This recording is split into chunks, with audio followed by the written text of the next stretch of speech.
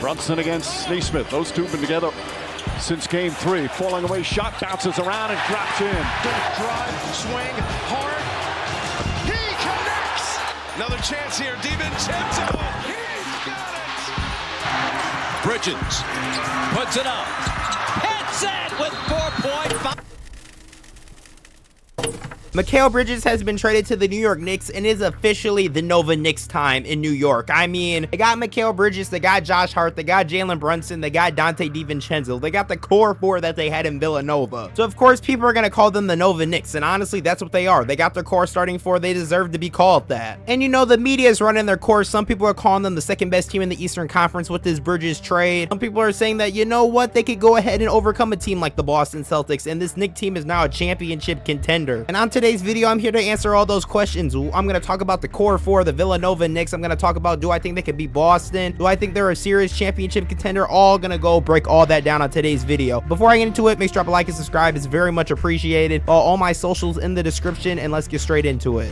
All right, to start it off, we might as well go ahead and, you know, talk about the Nova Knicks. Start off, we're going to talk about the superstar in this team, Jalen Brunson. Last year, Jalen Brunson averaged 28 points, 6 assists on 47% field goal shooting. This man was all around hooping for the New York Knicks. I mean, during the regular season, especially towards the end of the regular season, he was just on an all-around heater. People are starting to say he deserved first team All-NBA, and well, he didn't get first team All-NBA, but he was still hooping. Brunson played 13 games in this year's playoffs. He averaged 32 points on 7 assists. He averaged 3 rebounds on 44% field goal shooting. In the playoffs, he did have some questionable moments where he played some very questionable games that didn't play well, but also this man came up big time in very clutch situations throughout the playoffs. Like, when I mean big time, I mean big time. He would make a lot of clutch free throws and a lot of clutch baskets. Brunson is going to be the superstar of this Knicks team. He's going to be that guy that basically almost averages 30 or averages 30. He's going to go out there, give you some buckets, make some insane passes. He's that dude. And if this Knicks team does do very well next year, do not be surprised when he's going to be first team All-NBA, and don't be surprised when he gets some MVP votes. I highly doubt he'll win MVP, but he's definitely going to go ahead and get some votes if he plays like this and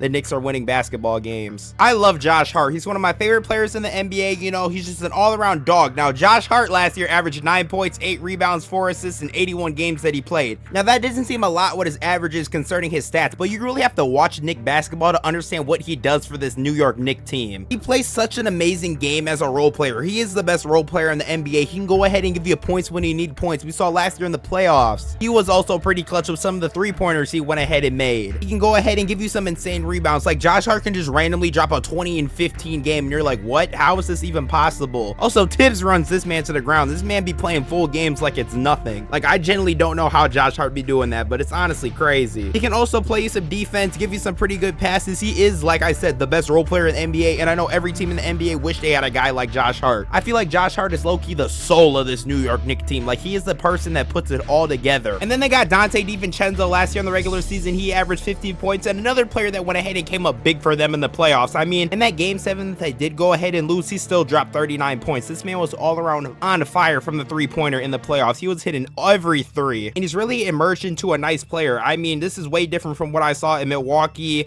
Sacramento, even with the Warriors. He's way past that. He's way better than what he used to be. And then they got the guy that they just went ahead and traded for, that being Mikal Bridges. This guy, man, he's a dog. They traded basically their whole future for this dude as well. They went ahead, gave up Bogdanovich, they gave up a 2025, 2027, 2029, and 2031 first round pick. Basically their whole future, traded it all for Mikal Bridges. They're in the win now situation. They also went ahead and traded a 25 first round pick, top 4 protected, 25 second round pick, and an unprotected pick swap in 2028. So like I said, all their draft picks that they have in the near future, all gone. They traded all of that. And of course the Knicks went ahead and received Mikal Bridges and a 26 second round pick. And low-key, I'm happy for the Nets that they went ahead and got all this stuff, because trade that they made with, of course, with the Kevin Garnett and Paul George has been haunting them forever, because the Celtics went ahead and drafted Jason Tatum and Jaylen Brown with all those picks. So you know what, I'm happy that the Nets finally got something big in return, because they're gonna need to use these picks and they're gonna need to use them on good players. So low-key, I like this trade for both sides. The Knicks, they wanted to add that 4th guy in the team to help, you know, build the chemistry even more, push to that championship, and the Nets got all those picks that they desperately need for the future. So with Mikal Bridges, all right, when we first saw him in Brooklyn, he looked like he was an amazing #1 option, and the Nets should have built it around him. And then the playoffs came in, the Nets got swept, and then this year happened. And what I learned from this year is Mikal Bridges shouldn't be a #1 option. That's not going to be a championship team. Mikal Bridges is best when he's like a second, third option. That's where he really thrives in. And in this Nets offense, he's most likely going to be, and in this Knicks offense, he's most likely going to be the #2 guy or the #3 guy. It really depends, but most likely the #2 guy. But we know what Mikal Bridges can go ahead and do. He can give you some buckets, he can score, he can shoot the 3, and the one thing that I feel like he's best at is play defense. Him and OG Anobi are going to be like all around just locking people down, and I'm so excited to see this Knicks defense. I mean, the defense is going to be, whoo, it's going to be something special, man. And speaking of OG Anobi, might as well go ahead and talk about him. OG Anobi was also a guy that went ahead and declined his player option going into the offseason, and the Knicks went ahead, well,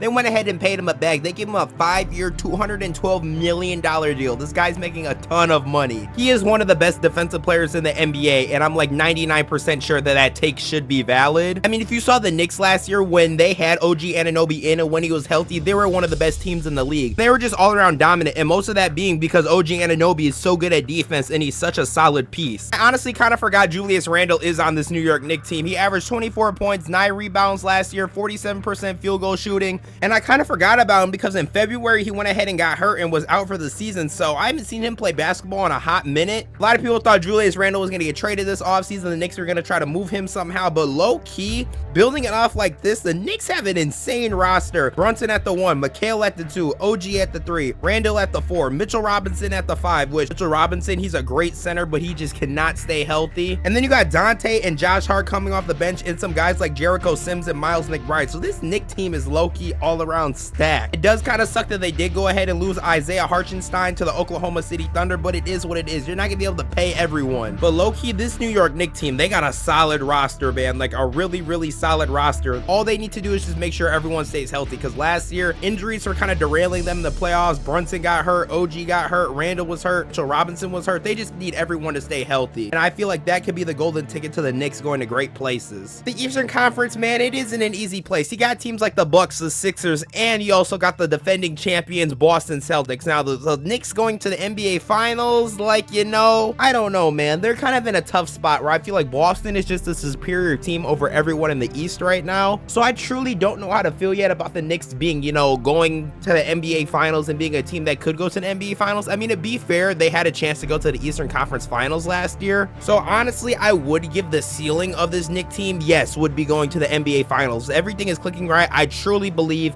that the ceiling of this Knicks team is the NBA Finals. Are they going to get there though? I'm not so sure, because, you know, we got stuff that happens in the Eastern Conference. They got to go through Milwaukee, they got to go through Boston, and they got to go through Philly. They got to go through 3 teams right there that are pretty tough teams, I'm not gonna lie. So I'm not so sure if I would call them championship contenders. I could probably call them championship contenders in the East. I'd probably give them, what, the 2nd or 3rd best chance to go ahead and win the championship out the East. I definitely think their ceiling is, you know, the NBA Finals. Are they gonna win the NBA Finals? I don't know, but I would say their ceiling is. But that's going to be my take on the New York Knicks, ladies and gentlemen. The Nova Knicks, they finally been assembled and they are here. So ladies and gentlemen, if you enjoyed the video, please drop a like and subscribe. It's very much appreciated. Comment your guys' thoughts on the video and on the New York Knicks. Feedback is very much appreciated. And I will see you guys in my next video, going to be on the Philadelphia 76ers, coming out very soon.